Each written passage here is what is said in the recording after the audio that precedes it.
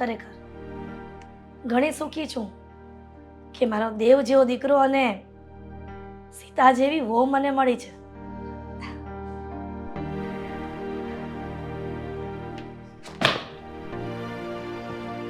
આદિ, કેમ આવી રીતના ફાઇલનો ઘા કર્યો?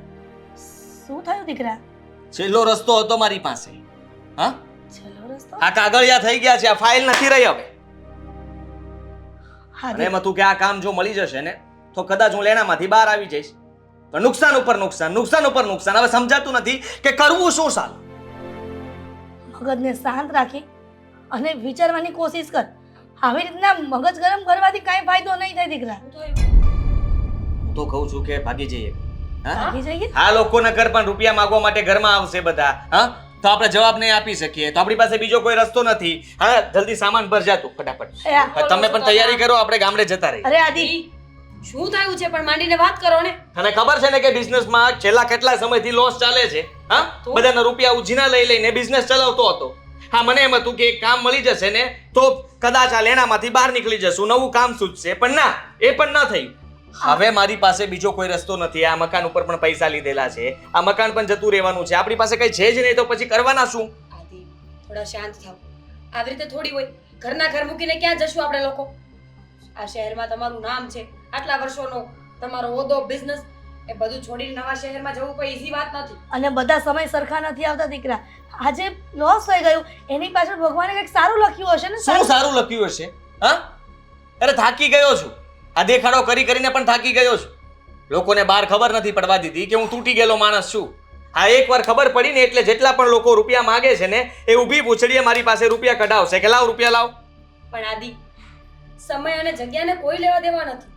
સમય ખરાબ હોય ને તો જગ્યા ગમે એ હોય, દુઃખ તો થવાનું જ છે. સમયની વાત છે. તમે સમજો, ધીમે ધીમે બધું ઠીક થઈ જશે. અને હું તો કહું છું કે તમે ક્યાંકથી કોક પાસેથી ઉછીના લઈ લો, હા વ્યાજમાં લઈ લો, બધાના પૈસા ચૂકવી દો, પછી આપણે એક જ જણને સાચવવાનો ને. આદિ, તું સમજવાની કોશિશ કર. રૂપિયા જો બહારથી લઈશ તો લોકોને તો પણ ખબર પડશે કે આ કઈ અને રૂપિયાની જરૂર નથી છતાંય તે રૂપિયા માંગે છે મારી પાસે. હા, આ વાત ફેલાતા વાર નહીં લાગે. પણ તું બીજા પાસે ક્યાંથી માંગવાનો હતો? તારો મિત્ર દેવાંગ છે ને, એની પાસે માંગી છો ને, એ તને જરૂર મદદ કરશે. હા, સાચી વાત છે મમ્મીની. દેવાંગભાઈ આમ પણ સારો માણસ છે. હા, કદાચ એની પાસે નહીં હોય ને તો બીજેથી લાવીને પણ તમને જરૂર મદદ કરશે. હા, એને બધું કહેવું તો પડશે ને મારે. એને મેં કોઈ વાત નથી કરી કે હું નુકસાનીમાં ચાલુ છું. તો શું થઈ ગયું આદિ? ઉતાર ચઢાવ તો બધાના જીવનમાં આવતા જ હોય છે. અરે ઈશ્વર જેવા ઈશ્વરને પણ ઉતાર ચઢાવ જોવા પડ્યા છે. તો આપણે તો ફક્ત માણસ છીએ. હા બેટા, મીરા કહે છે ને સાચી વાત છે.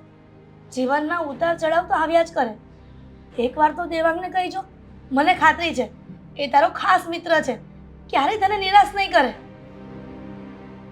હા, તમારી વાત સાચી છે કે દેવાંગને વાત તો કરી જો, એની પાસે કઈ રસ્તો હોય તો. નહીં તો છેલ્લો રસ્તો છે મારી પાસે. ચલો, કાં હું આ ઘર છોડીને ભાગી જઈશ અને કાં તો આપણે બધાએ ભાગવું પડશે. એ પછીનું પછી વિચારી લઈશું ને. અત્યારે દેવાંગભાઈ સાથે વાત કરી લો, એમને કહો કે તમારે જરૂર છે. એ શું કહે છે શું નથી કહેતા પછી આપણે આગળ વિચારશું બધું. એવું હોય ને તો હું પણ પપ્પા સાથે વાત કરી લઈશ. હા, સારું. પણ મેં ક્યારેય નહોતું વિચાર્યું કે આવો કપરો સમય આવશે. દીકરા, આ જીવનનો રસ્તો છે, તો પછી કપરો સમય પણ આવે ને, એને કેવી રીતે પસાર કરવો ને એ જ આપણે શીખવાનું છે. અને શીખતા શીખતા આપણે જીવન નૈયા પાર થઈ જશે. અને આમ પણ આ માણસની ફિતરત એ ખોટી જ તો કહેવાય. ગરીબ હોય ને તો અમીર થવાની આશા છે. અમીર થઈને આમ જીવીશું, આમ કરીશું, આવા સપના પૂરા કરીશું. પણ અમીરીમાંથી ભૂલે ચૂકે જો ગરીબી આવી જાય ને તો જીવતા કોઈને આવડશે ને. હા, બધું સમજુ છું, જાણું છું, પણ અત્યારે મારી હાલત એવી છે કે એ બધું મારાથી થઈ શકે એમ નથી. થઈ જશે. સમય બધો સરખો નથી હોતો રોજમાં. તમે વાત કરી શકો. એ શું કહે છે પછી કહેજો. સારું, હું દેવાંગ પાસે જાઉં છું. સારું બેટા.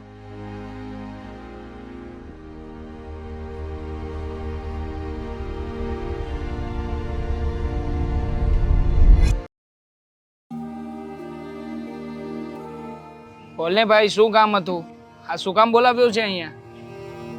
સો યાર દિવ્યાંગ, હું ફસાઈ ગયો છું. અત્યાર સુધી મેં બધાથી આ વાત છુપાવીને રાખી છે, પણ આજે મારે તને આ બધી જ વાત જણાવવી પડશે. શું થયું છે કઈશ તો ખબર પડશે ને. તારા મિત્ર પાસે બીજો કોઈ રસ્તો નથી રહ્યો. મારે કાં તો મતલબમાં ઘર છોડીને ભાગી જવું પડશે, કાં આત્મહત્યા કરવી પડશે ને કાં તો મારા પરિવારને લઈને ગામડે જતું રહેવું પડશે. શેની આત્મહત્યા અને શું ઘર છોડીને ભાગી જવું પડશે? કેવી વાતો કરે છે? જો થયું છે શું? પ્રોબ્લેમ શું છે? બિઝનેસમાં નુકસાની ગઈ છે અને ઘણા ટાઈમથી મતલબમાં લોસમાં બિઝનેસ ચાલી રહ્યો છે, છતાં પણ હું પૈસા ઉછીના પાછીના કરીને ગમે તેમ કહીને બિઝનેસ ચલાવવાની કોશિશ કરી રહ્યો હતો, પણ મને લાગતું નથી કે હજી હું સેટ થાવ. હા, આજે એક કંપનીવાળા સાથે મીટિંગ કરવા ગયો હતો તો એ પણ રિજેક્ટ થયું. કોઈએ ભાવ ઓછા આપી દીધા એટલે એ લોકોએ બધો ઓર્ડર એ લોકોને આપી દીધો. લોન લઈ લે ને, અત્યારમાં તો આ સુવિધા ઉપલબ્ધ જ છે. શેના પર લોન લઉં?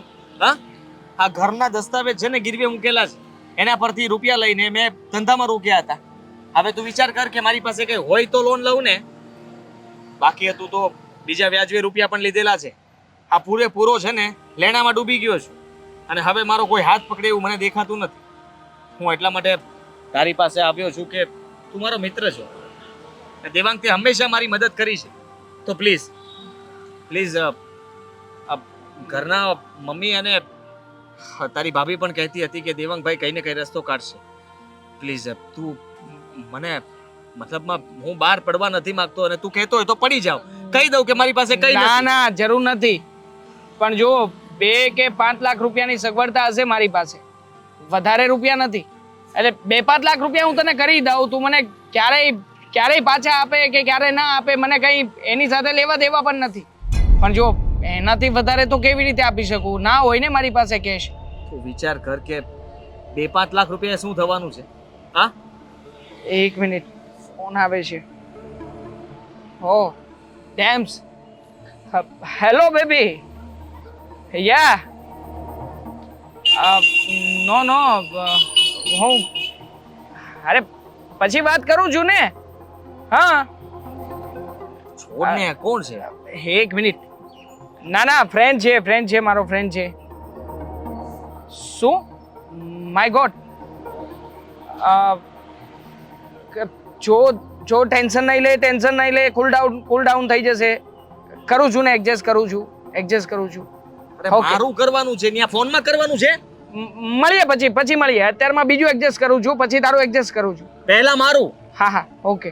હા, પહેલા મારી વાત માન, હું તારો ખાસ મિત્ર છું. સામેવાળા કોઈએ ફોનમાં તને કીધું એટલે એની મદદ માટે, તારે એડજસ્ટ કરવા માટે તારી પાસે બધી વસ્તુ છે. પણ આ ડેમ્સ અમેરિકાથી અહીંયા આવી શું કામ ગઈ? જરૂર શું હતી? ડેમ્સ?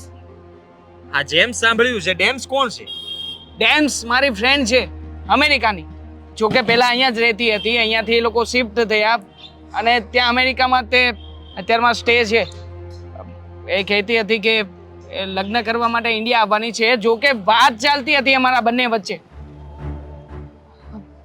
માય ગોડ, હા મળી ગયું. હા, તારી સમસ્યાનું સોલ્યુશન મળી ગયું.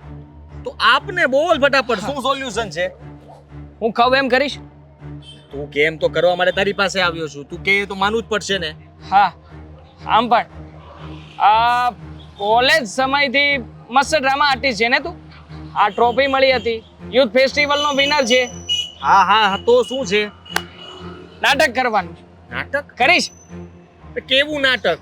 અને નાટક કરવાથી મને શું મળશે? આટલા બધા રૂપિયા ભરી દેશે મારું કોઈ? ભરાઈ જશે, બધું તારું એડજસ્ટમેન્ટ થઈ જશે. ખાલી એક નાનકડું અમથું નાટક કરવાનું છે અને આ નાટકમાં તો તું પારંગત છે. અરે મહાનાયક છે તું. હા, તું એકવાર નાટક કરવા તૈયાર થાય એટલે બધો પ્લાન છે મારી પાસે.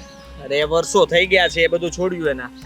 હવે મારાથી નવું નાટક નહીં, આ જીવનના નાટકમાં ફસાઈ ગયો છું. આમાંથી ખાલી બહાર નીકળી જાવ ને તો બધું આવી ગયું. અરે જે વ્યક્તિ પોતાના જીવનમાં પણ નાટક કરી શકતો હોય એ ક્યારેય કલાકાર તરીકે મટી ના શકે. અરે તારી અંદરનો કલાકાર દેખાઈ રહ્યો છે મને. બોલ ને, કરીશ ને નાટક? હા, તો કયું કરી ચાલ. લઈશ. અરે સમજાવું છું ને, સાંભળ ધ્યાનથી. આ જે ડેમ્સ આવી છે ને, હા, જેમ્સ આવે છે. ડેમ્સ ડેમ હા ડેમ્સ ભાઈ ચાલ ને. ઉચ્ચારણમાં ફરક પડે હા હા, તું damn. ભણેલો ગણેલો છે એ પ્રમાણે તો બોલ જરાક. હા તો એનું શું એનું સોલ્યુશન મારાથી નહીં થાય. હા મને મારી સોલ્યુશન આપ બસ, બીજું કઈ નહીં. અરે તારું સોલ્યુશન આપવા જ બેઠો છું, સમજ મારી વાત.